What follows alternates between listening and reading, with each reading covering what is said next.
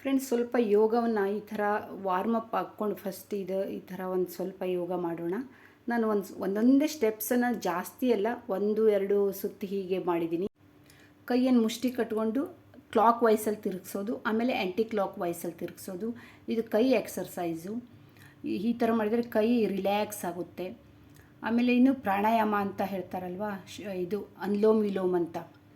ಶ್ವಾಸವನ್ನು ಒಂದು ಕಡೆ right side ಮೂಗನ್ನು ಮುಚ್ಕೊಂಡು ಲೆಫ್ಟ್ ಸೈಡಲ್ಲಿ ಶ್ವಾಸವನ್ನು ಫಸ್ಟ್ ಮೂಗಲ್ಲೇ ತಗೊಳ್ಳೋದು, ಒಂದು ಕಡೆಯಿಂದ ಮತ್ತೊಂದು ಕಡೆಯಿಂದ ಬಿಡೋದು ಶ್ವಾಸವನ್ನು. ಅನುಲೋಮ್ ವಿಲೋಮ್ ಅಂತ ಹೇಳ್ತಾರೆ.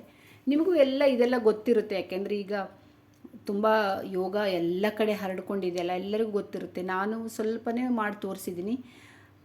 ಶ್ವಾಸವನ್ನು ಒಂದು ಮೂಗು ಮುಚ್ಕೊಂಡು ಮತ್ತೊಂದು ಕಡೆಯಿಂದ ತಗೊಳ್ಳೋದು, ಆಮೇಲೆ ಒಂದು ಸ್ವಲ್ಪ ಹೊತ್ತು ಆದಮೇಲೆ ಸಾವಕಾಶ ನಿಧಾನಕ್ಕೆ ಶ್ವಾಸವನ್ನು ಬಿಡೋದು.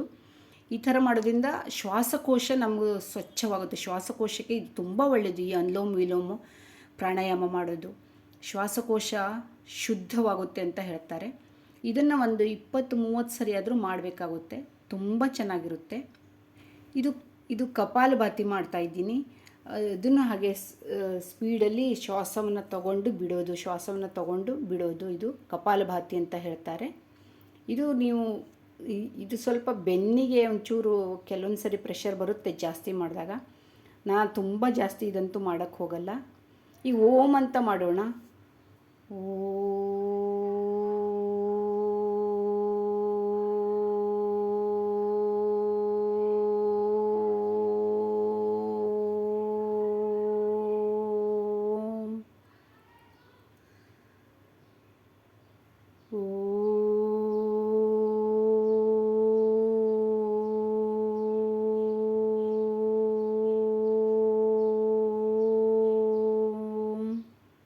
ಇದು ಕಣ್ಣು ಮುಚ್ಕೊಂಡು ಹೀಗೆ ಓಂ ಅಂತ ಹೇಳಿದಾಗ ಅದು ಒಂಥರ ಫ್ರೆಶ್ ಅನಿಸುತ್ತೆ. ಜೋರಾಗಿ ನಿಧಾನಕ್ಕೆ ಹೇಳಿ ಆಮೇಲೆ ಈ ಥರ ಇದು ಮಾಡಿಕೊಂಡು ಹೀಗೆ ಒಂದು 10 ಸರಿ ಆದರೂ ಮಾಡಬೇಕು.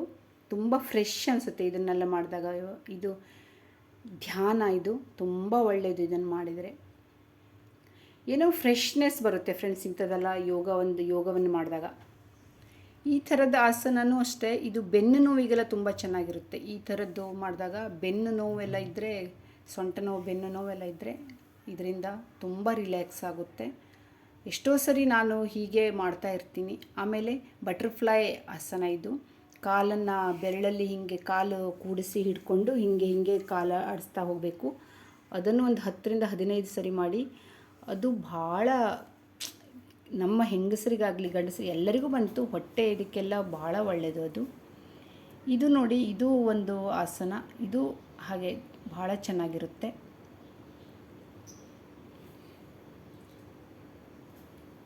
ನಾನು ಕೆಲವೊಂದು ಆಸನನ ಮಾಡಿ ತೋರಿಸಿದ್ದೀನಿ.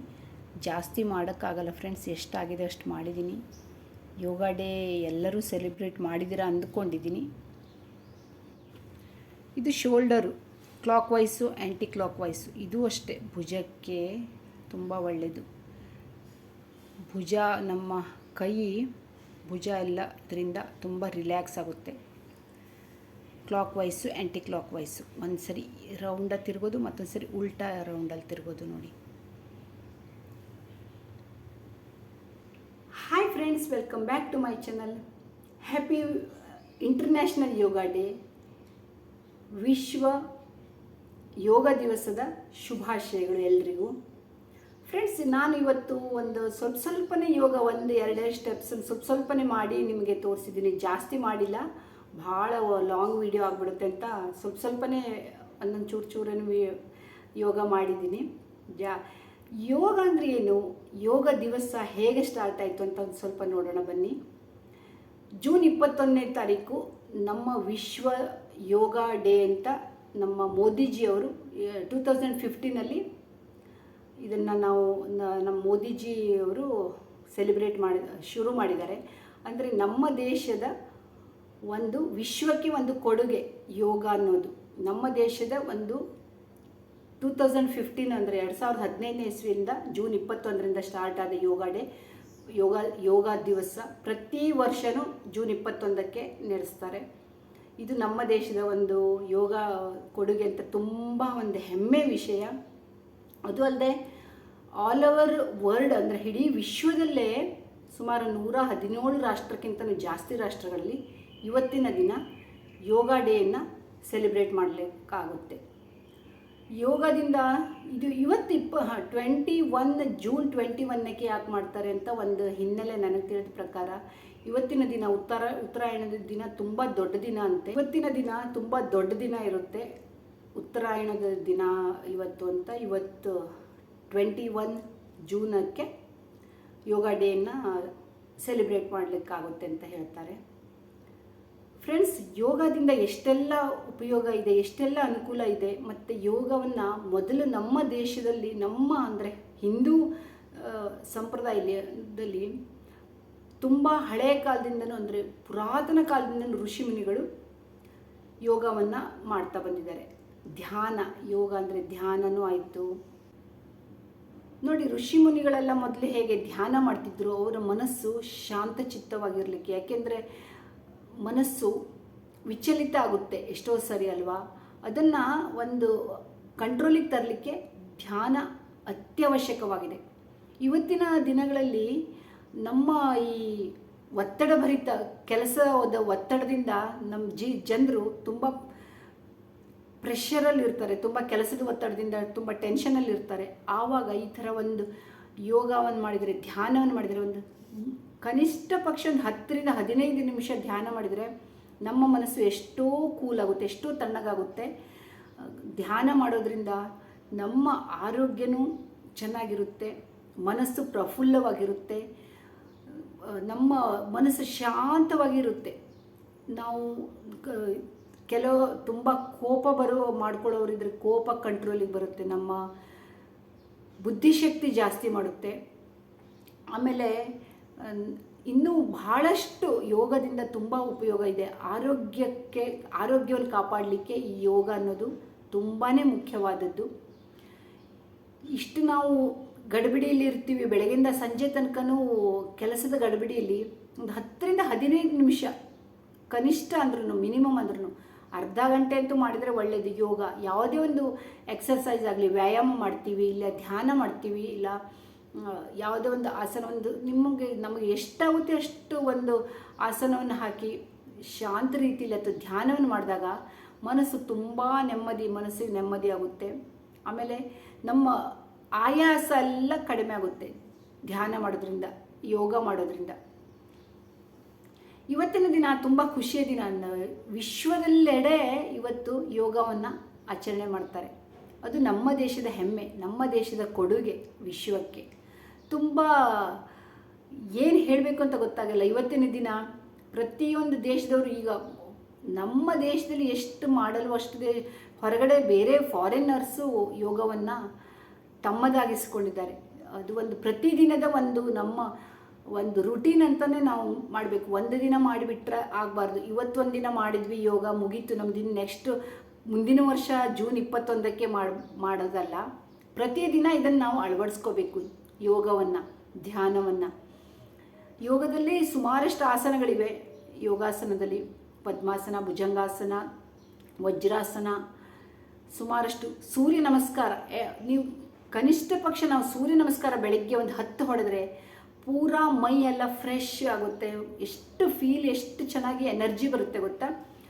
ಇನ್ನೊಂದಿರುತ್ತೆ, ನಾವು ಯೋಗ ಮಾಡ್ತೀವಿ ಯಾವಾಗ ಯಾವುದೋ ಒಂದು ಟೈಮ್ನಲ್ಲಿ ಮಾಡೋದಲ್ಲ.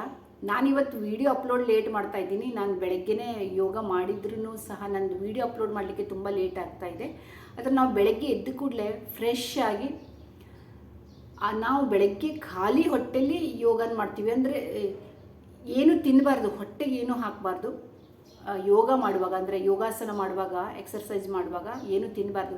ಒಂದೇನೋ ಒಂದು ಸ್ವಲ್ಪ ನೀರು ಕುಡಿದ್ರೆ ಕುಡಿತಾರೆ ಅಷ್ಟೇ, ಬಿಟ್ಟರೆ ಏನೋ ಹೊಟ್ಟೆ ಫುಲ್ಲು ನಾವು ತಿಂದುಕೊಂಡು ಯೋಗ ಮಾಡ್ತೀವಿ ಅಂದರೆ ಅದು ಆಗಲ್ಲ. ಎಕ್ಸರ್ಸೈಸು ಅಥವಾ ವ್ಯಾಯಾಮ, ಬೇರೆ ಬೇರೆ ಹೆಸರುಗಳಲ್ಲಿ ಎಕ್ಸರ್ಸೈಸು ಅಂತಲೂ ಹೇಳ್ತಾರೆ, ವ್ಯಾಯಾಮ, ಸುಮಾರಷ್ಟು ಥರದ್ದೆಲ್ಲ ಇದೆ. ತುಂಬ ಶರೀರ ಫ್ರೆಶ್ ಫೀಲ್ ಆಗುತ್ತೆ. ನಾವು ಒಂದ್ಸರಿ ಬೆಳಗ್ಗೆ ಎದ್ದು ಒಂದು ಅರ್ಧ ಗಂಟೆ ಏನಾದರೂ ಈ ಥರದ್ದು ಒಂದು 10 ಆಸನ, 5 ರಿಂದ 10 ಆಸನ ಮಾಡಿದ್ವಿ ಅಂದ್ರೂ ಮನಸ್ಸು ಪ್ರಫುಲ್ಲವಾಗಿರುತ್ತೆ, ಮೈಂಡು ಫ್ರೆಶ್ ಆಗಿರುತ್ತೆ, ಬಾಡಿನೂ ರಿಲ್ಯಾಕ್ಸ್ ಆಗುತ್ತೆ, ಫ್ಲೆಕ್ಸಿಬಲ್ ಅಂದರೆ ಆರಾಮಾಗುತ್ತೆ. ನಮ್ಮ ಬಾಡಿ ಎಷ್ಟು ಒಂಥರ ಏನು ದಿನ ಏನು ನಾವು ಕೆಲಸ ಮಾಡಿ ಅಥವಾ ಕೂತ್ಕೊಂಡು ಏನೋ ಮೊಬೈಲ್ ನೋಡ್ತೀವಿ ಅದು ಇದು ಮಾಡ್ತೀವಿ, ಮೈಯೆಲ್ಲ ಜಟಿಲವಾಗಿರುತ್ತೆ, ಅಂದರೆ ಸಡಿಲವಾಗುತ್ತೆ, ಫ್ರೀ ಆಗುತ್ತೆ, ಫ್ಲೆಕ್ಸಿಬಲ್ ಆಗುತ್ತೆ ಬಾಡಿ. ಮತ್ತು ರೋಗ ನಿರೋಧಕ ಶಕ್ತಿ ಜಾಸ್ತಿ ಬೆಳೆಯುತ್ತೆ ಯೋಗ ಮಾಡೋದ್ರಿಂದ, ವ್ಯಾಯಾಮ ಮಾಡೋದ್ರಿಂದ. ಆಮೇಲೆ ಮೆಮರಿ ಪವರ್, ನಮ್ಮ ಜ್ಞಾಪಕ ಶಕ್ತಿ ತುಂಬ ಹೆಚ್ಚಾಗುತ್ತೆ. ಆಮೇಲೆ ಕಾನ್ಸಂಟ್ರೇಷನ್ ಪವರ್ ಅಂದರೆ ಏಕಾಗ್ರತೆ ಜಾಸ್ತಿ ಆಗುತ್ತೆ.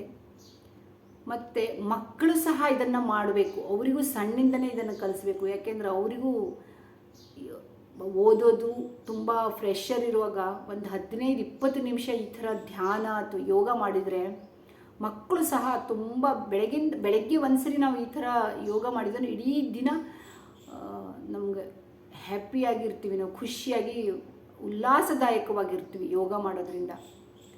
ಪ್ರತಿದಿನ ಒಂದು 15-20 ನಿಮಿಷ ಯೋಗ ಮಾಡಿ ನಿರೋಗಿಯಾಗಿರಿ, ತುಂಬ ಒಳ್ಳೆಯದು. ಇದು ನಮ್ಮ ದೇಶದ ಕೊಡುಗೆ ಅಂತ ಒಂದು ಹೆಮ್ಮೆಯಿಂದ ಪ್ರತಿದಿನ ಈ ಯೋಗ ಡೇಯನ್ನು ಸೆಲೆಬ್ರೇಟ್ ಮಾಡೋಣ. ಇವತ್ತು ಇಂಟರ್ನ್ಯಾಷನಲ್ ಯೋಗ ಡೇ, ಆದರೆ ನಾವು ಪ್ರತಿದಿನ ಯೋಗವನ್ನು ಆಚರಣೆ ಮಾಡೋಣ, ನಮ್ಮ ಜೀವನದಲ್ಲಿ ಅಳವಡಿಸ್ಕೊಳ್ಳೋಣ. ಬೆಳಗ್ಗೆ ಎದ್ದು ಒಂದು ಅರ್ಧ ಗಂಟೆ ನಾವು ಯೋಗವನ್ನು ಮಾಡಿದರೆ ನಮ್ಮ ಮನಸ್ಸು ಶರೀರ ಎಲ್ಲ ಉಲ್ಲಾಸದಾಯಕವಾಗಿರುತ್ತೆ. ಆ್ಯಕ್ಟಿವಿಟಿ ಅಂದರೆ ನಾವು ಆ್ಯಕ್ಟಿವ್ ಆಗಿರ್ಬೋದು. ಪ್ರತಿದಿನ ಬೆಳಗ್ಗೆ ನಾವು ಯೋಗ ಮಾಡಿದರೆ, ನಮ್ಮ ಯೋಗ ಮಾಡೋದ್ರಿಂದ ಬಹಳಷ್ಟು ಸಮಸ್ಯೆಗಳು ನಿವಾರಣೆ ಆಗುತ್ತೆ. ಮೋಷನ್ ಪ್ರಾಬ್ಲಮ್ ಇದ್ದವ್ರಿಗೆ ಅದು ಕರೆಕ್ಟ್ ಆಗುತ್ತೆ ಪ್ರತಿದಿನ. ಆಮೇಲೆ ಕೆಲವೊಂದು ಅಂಗಗಳು ಏನಾದರೂ ಪ್ರಾಬ್ಲಮ್ ಇದ್ದರೆ ಅದೆಲ್ಲ ಸರಿಯಾಗುತ್ತೆ. ಡೈಜೆಷನ್ ಚೆನ್ನಾಗಾಗುತ್ತೆ ಯೋಗ ಮಾಡೋದ್ರಿಂದ. ಆಮೇಲೆ ಒಂದು ಸ್ವಲ್ಪ ಹೊತ್ತು ನಾವು ಸ್ಮರಣೆ ಹಿಂಗೆ ಕಣ್ಣು ಮುಚ್ಕೊಂಡು ಏನು ಧ್ಯಾನ ಮಾಡ್ತೀವಲ್ವ, ಒಂದು 5 ನಿಮಿಷ ಫುಲ್ ಬಾಡಿ ಒಂಥರ ಏನೋ ಆ್ಯಕ್ಟಿವ್ ಆಗುತ್ತೆ. ಇದೆಲ್ಲ ಯೋಗದಿಂದನೇ ಸಾಧ್ಯ. ಯೋಗದಿಂದನೇ ನಾವು ರೋಗ ಬರೋದನ್ನು ತಡೆಗಟ್ಟಬಹುದು. ಎಲ್ಲ ರೀತಿಯಲ್ಲೂ ಯೋಗ ತುಂಬ ಒಳ್ಳೆಯದು. ಅದಕ್ಕೆ ಇರ್ಬೋದು ನೋಡಿ, ಋಷಿಮುನಿಗಳು, ಮೊದಲಿನ ಋಷಿಮುನಿಗಳೆಲ್ಲ ಯೋಗವನ್ನು ಮಾಡ್ತಿದ್ರು. ಯಾಕೆ? ಧ್ಯಾನವನ್ನು ಮಾಡ್ತಿದ್ರು. ಯಾಕೆ ಹೇಳಿ? ಮನಸ್ಸು ಚಂಚಲ ಆಗಿರುತ್ತಲ್ವ, ಅದನ್ನು ಕಂಟ್ರೋಲಲ್ಲಿ ಇಡಲಿಕ್ಕೆ ಧ್ಯಾನ ಸರ್ವೋತ್ತಮ, ಅತ್ಯಂತ ಮುಖ್ಯವಾಗಿದ್ದು ಈ ಧ್ಯಾನ. ಧ್ಯಾನ ಮಾಡಿದಾಗ ನಮ್ಮ ಮನಸ್ಸು ನಮ್ಮ ಹಿಡಿತದಲ್ಲಿರುತ್ತೆ. ನಾವು ಈಗ ಮನುಷ್ಯ ಜೀವನ ಅಂದ ಕೂಡಲೇ ಮನಸ್ಸು ಎಲ್ಲೆಲ್ಲೋ ಓಡ್ತಾ ಇರುತ್ತೆ. ಆವಾಗ ಇದು ನಾವು ಯೋಗ ಮಾಡೋದ್ರಿಂದ, ಧ್ಯಾನ ಮಾಡೋದ್ರಿಂದ ಮನಸ್ಸು ಒಂದು ಹಿಡಿತಕ್ಕೆ ಬರುತ್ತೆ. ಅದಕ್ಕೆ ಅವರು ಗಂಟೆಗಟ್ಟಲೆ ಅವರು ತಪಸ್ಸನ್ನು ಮಾಡ್ತಿದ್ರು. ತಪಸ್ಸು ಮಾಡಿ ಅವರು ಸಿದ್ಧಿ ಸಾಧನೆಯನ್ನು ಮಾಡ್ತಿದ್ರು. ಅವರಿಗೆ ತಮ್ಮ ಸಿದ್ಧಿ ಸಾಧನೆಗಾಗಿ ತಪಸ್ಸು ಅತ್ಯಗತ್ಯವಾಗಿತ್ತು. ಋಷಿಮುನಿಗಳು ತುಂಬಾ ಧ್ಯಾನವನ್ನು ಮಾಡ್ತಿದ್ದಿದ್ದು ಅವರಿಗೊಂದು ಮನಸ್ಸು ಕಂಟ್ರೋಲಿಗೆ ತರಲಿಕ್ಕೆ, ಮತ್ತು ಅವರು ಒಂದು ಸಿದ್ಧಿಯನ್ನು ಸಾಧಿಸಲಿಕ್ಕೆ ಈ ಥರ ಒಂದು ಧ್ಯಾನವನ್ನು ಮಾಡ್ತಿದ್ರು. ಹಾಗೆ ನಾವು ಅಷ್ಟೇ ಒಂದು ಸ್ವಲ್ಪ ಹೊತ್ತಾದರೂ ಒಂದು ಈಗಿನ ರಭಸವಾದ ಜೀವನದಲ್ಲಿ ಈ ಥರ ಈ ಬೆಳಗ್ಗೆ ಎದ್ದು ಕೂಡಲೇ ಗಡಿಬಿಡಿ ಓಡ್ತಾನೆ ಇರ್ತೀವಿ. ಅಂಥ ಜೀವನದಲ್ಲಿ ನಮಗಾಗಿ ಅಂತ ಒಂದು 20 ನಿಮಿಷ ನಾವು ಈ ಥರ ಒಂದು ಧ್ಯಾನನ ಯೋಗನ ಮಾಡಿದ್ರೆ ಬೆಳಗಿನ ಸಂಜೆ ತನಕ ಮನಸ್ಸು ಖುಷಿಯಾಗಿರುತ್ತೆ. ಮನಸ್ಸು ಶರೀರ ನಮ್ಮದು ಎಲ್ಲ ಮೈ ಫುಲ್ಲು ಏನೋ ಒಂಥರ ಫ್ರೆಶ್ ಆಗಿರುತ್ತೆ. ಆಮೇಲೆ ನಾವು ಇದರಿಂದ ಪ್ರತಿದಿನ ಅಳವಡಿಸ್ಕೊಂಡಾಗ ನಾವು ಬಹಳಷ್ಟು ಯೋಗ ಮಾಡೋದ್ರಿಂದ ಥೈರಾಯ್ಡ್ ಪ್ರಾಬ್ಲಮ್ ಕಡಿಮೆ ಆಗುತ್ತೆ ಅಂತ ಹೇಳ್ತಾರೆ. ಕೆಲವೊಂದು ಬೇರೆ ಬೇರೆ ಆಸನ ಇದೆ. ಈಗ ನೀವು ಯಾವುದಾದ್ರೂ ತಪ್ಪು ಮಾಡಿದರೆ ಅದು ಮತ್ತಿನ್ನೇನೋ ಆಗ್ಬಿಡುತ್ತೆ. ಸರಿಯಾದ ಕ್ರಮದಲ್ಲಿ ಯೋಗವನ್ನು ಮಾಡಿದಾಗ ಬಹಳಷ್ಟು ರೋಗವನ್ನು ಕಂಟ್ರೋಲಿಗೆ ತರ್ಬೋದು. ಥೈರಾಯ್ಡ್ ಅಂತ ಹೇಳ್ತಾರೆ, ಅದಕ್ಕೆ ಒಂದು ಆಸನ ಇದೆ, ವಜ್ರಾಸನ. ಈಗ ಉದರದ ಸಮಸ್ಯೆ, ಹೊಟ್ಟೆಗೆ ಏನಾದ್ರು ಪ್ರಾಬ್ಲಮ್ ಆಗಿತ್ತು ಅಂದರೆ ಅದು ವಜ್ರಾಸನ. ಹೀಗೆ ಬಹಳಷ್ಟು ಆಸನಗಳಿಂದ ಬಹಳಷ್ಟು ರೋಗವನ್ನು ನಿರ್ನಾಮ ಮಾಡ್ಬೋದು, ಕಡಿಮೆ ಮಾಡ್ಕೊಳ್ಬೋದು, ಕಂಟ್ರೋಲಿಗೆ ತರ್ಬೋದು ಅಂತ ಯೋಗದಿಂದ ಹೇಳ್ತಾರೆ. ಆಮೇಲೆ ಮತ್ತೆ ನಮಗೆ ಎಷ್ಟೋ ಜನರಿಗೆ ಪಾಚನ ಶಕ್ತಿ ಇರಲ್ಲ, ಹಸಿವಾಗಲ್ಲ, ಅದು ಯೋಗದಿಂದ ಹಸಿವಾಗುತ್ತೆ. ಇನ್ನೂ ಸುಮಾರಷ್ಟಿದೆ. ಮಕ್ಕಳಾಗದೇ ಇದ್ದವ್ರಿಗೂ ಯೋಗ ಮಾಡೋದ್ರಿಂದ ಅದು ಎಷ್ಟೋ ಜನ ಲೇಡೀಸಿಗೆ ಅದರದ್ದು ಪ್ರಾಬ್ಲಮ್ ಎಲ್ಲ ಸಾಲ್ವ್ ಆಗಿದೆ ಅಂತ ಹೇಳ್ತಾರೆ. ಅಂದರೆ ಬಹಳಷ್ಟು ಯೋಗದಿಂದ ಅದು ಅತ್ಯಂತ ಲಾಭದಾಯಕ ಯೋಗ ಮಾಡೋದು. ಅದನ್ನು ನಮ್ಮ ಜೀವನದಲ್ಲಿ ಅಳವಡಿಸ್ಕೊಳ್ಬೇಕು. ನಾವು ಸಣ್ಣ ವಯಸ್ಸಿಂದ ವಯಸ್ಸು ಆಗೋ ತನಕ ಯೋಗವನ್ನು ಮಾಡಿದಾಗ ಇನ್ನೂ ಸ್ವಲ್ಪ ವರ್ಷ ಜಾಸ್ತಿ ಬದುಕ್ತಾರೆ ಮನುಷ್ಯ. ಈಗಿನ ಕಾಲದಲ್ಲಿ ಬಹಳ ಬೇಗನೆ ವಯಸ್ಸಾದವ್ರ ಹಂಗೆ ಕಾಣ್ತೀವಿ. ಯೋಗ ಅಥವಾ ಧ್ಯಾನ ಮಾಡೋದ್ರಿಂದ ನಾವು ಇನ್ನೂ 10 ವರ್ಷ ಸಣ್ಣವರಾಗಿ ಕಾಣ್ತೀವಿ ಮತ್ತು ಇನ್ನೂ 10 ವರ್ಷ ಜಾಸ್ತಿ ಬದುಕ್ತೀವಿ, ಗ್ಯಾರಂಟಿ. ಹೌದು, ಭಾಳಷ್ಟು ಇದೆ ಯೋಗದಿಂದ ಲಾಭಗಳು. ನಾನಂತೂ ಯೋಗ ಮಾಡಬೇಕು ಅಂದ್ಕೊಂಡಿದ್ದೀನಿ. ಮೊದಲು ಮಾಡ್ತಿದ್ದೆ, ಆದರೆ ನಮಗೆ ಈಗ ಕೆಲವೊಂದು ಸರಿ ನಾವು ಬಿಟ್ಟು ಹೋಗ್ಬಿಡ್ತೀವಿ. ಆದರೆ ಖಂಡಿತ ಇದನ್ನು ಮುಂದುವರಿಸೋಣ. ಈ ಥರದ್ದು ಪ್ರತಿದಿನ ಬೆಳಗ್ಗೆ ನಾವು ಇವತ್ತೊಂದಿನ ಜೂನ್ 21 ನಾವು ಯೋಗ ಮಾಡಿದ್ವಿ, ಮುಗೀತು, ನಮ್ಮದು ಯೋಗ ಡೇ ಇತ್ತು, ಇವತ್ತು ಮುಗೀತು ಅಂತ ನಾವು ಮಾಡಬಾರ್ದು. ಪ್ರತಿದಿನ ಅದನ್ನು ಅಳವಡಿಸ್ಕೊಂಡು ನಾವು ಪ್ರತಿದಿನ ಯೋಗವನ್ನು ಮಾಡಿದರೆ ಖಂಡಿತ ನಮಗೆ ಇವತ್ತು ಮಾಡಿದ್ವಿ ನಾಳೆನೇ ನಮ್ಮ ಹೆಲ್ತ್ ಸರಿಯಾಗಿಬಿಡುತ್ತೆ ಅಂತಿಲ್ಲ. ಸ್ವಲ್ಪ ದಿನ ಒಂದು ಕಂಟಿನ್ಯೂಸ್ ಮಾಡಿದಾಗ ಅದು ನಮಗೆ ಅದರದ್ದು ಲಾಭ ಸಿಕ್ಕೇ ಸಿಗುತ್ತೆ. ನಾವು ನಮ್ಮದು ಯೋಗದಿಂದ ನಮ್ಮ ಆರೋಗ್ಯ ಸುಧಾರಣೆ ಆಗೇ ಆಗುತ್ತೆ ಅಂತ ಹೇಳಿ ನನಗೆ ತಿಳಿದಿದ್ದನ್ನು ನಾನು ಹೇಳಿದ್ದೀನಿ. ಯೋಗದ ಬಗ್ಗೆ ಹೇಳಲಿಕ್ಕೆ ಹೋದರೆ ಇನ್ನು ಭಾಳಷ್ಟಿದೆ. ನಾನು ಸ್ವಲ್ಪನೇ ಯೋಗದ್ದು ನನಗೆ ಭಾಳಷ್ಟು ಆಗ್ಬಿಡುತ್ತೆ ಅಂತ ಜಾಸ್ತಿ ಮಾಡಿಲ್ಲ, ಸ್ವಲ್ಪನೇ ವಿಡಿಯೋನು ಮಾಡಿದ್ದೀನಿ. ಫ್ರೆಂಡ್ಸ್, ಹೇಗೆ ಅನ್ನಿಸ್ತು ಅಂತ ಹೇಳಿ. ಈ ವಿಡಿಯೋ ನಿಮ್ಗೆ ಇಷ್ಟ ಆದರೆ ಲೈಕ್ ಮಾಡಿ, ಕಾಮೆಂಟ್ ಮಾಡಿ, ಹಾಗೂ ಫಸ್ಟ್ ಟೈಮ್ ಬಂದಿದ್ದಿದ್ರೆ ಸಬ್ಸ್ಕ್ರೈಬ್ ಮಾಡ್ಕೊಂಡು ನೋಡಿ. ಥ್ಯಾಂಕ್ ಯು ಫ್ರೆಂಡ್ಸ್, ಪೂರಾ ನನ್ನ ವಿಡಿಯೋನ ನೋಡಿ. Thank you. ಮತ್ತೆ ಸಿಗೋಣ.